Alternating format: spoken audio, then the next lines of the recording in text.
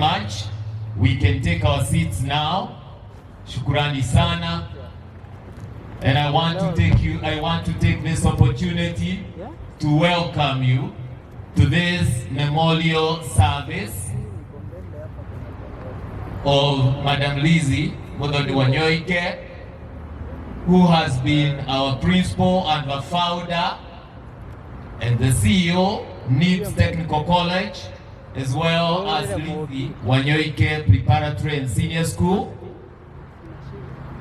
I want to welcome the Bishop, Right Reverend Julius Wanyoike, Professor Julius Wanyoike, Diocesan Bishop, Thika Diocese.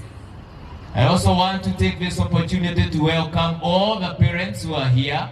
I can see large numbers from Lizzie Wanyoike Preparatory and Senior School.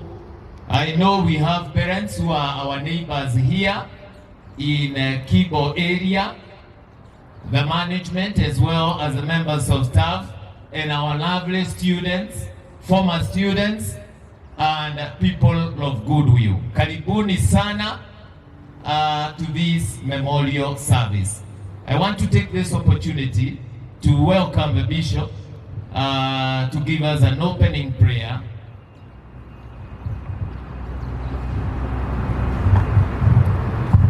Shall we pray? Eternal Father, in your arms you receive us when our time in this world is completed.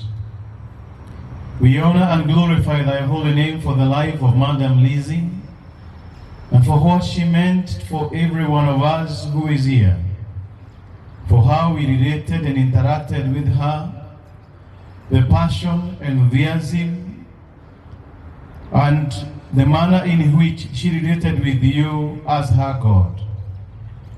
As we gather on this ground, a place where we interacted and related with her, a place where she spoke to our hearts, challenged and critiqued our minds, we invite your continued presence, that even now she is in your everlasting arms, that our thoughts and our minds will reflect on what she spoke and what she meant to us, even as in sorrow we continue, Heavenly Father, to agonize over what it means for us, for her not to be in our midst, even though she is in your presence.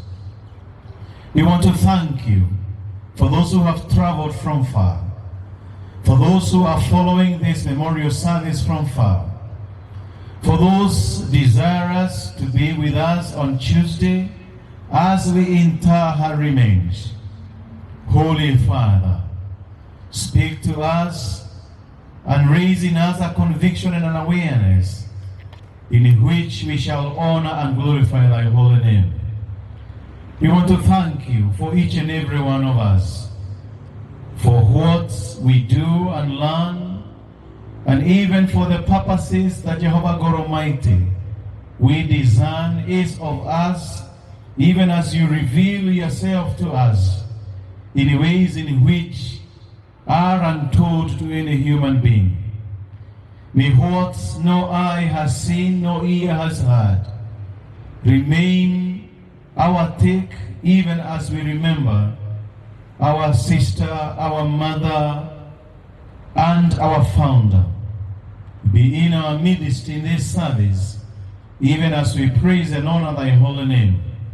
For this we ask through Christ our Lord. Amen. Alan?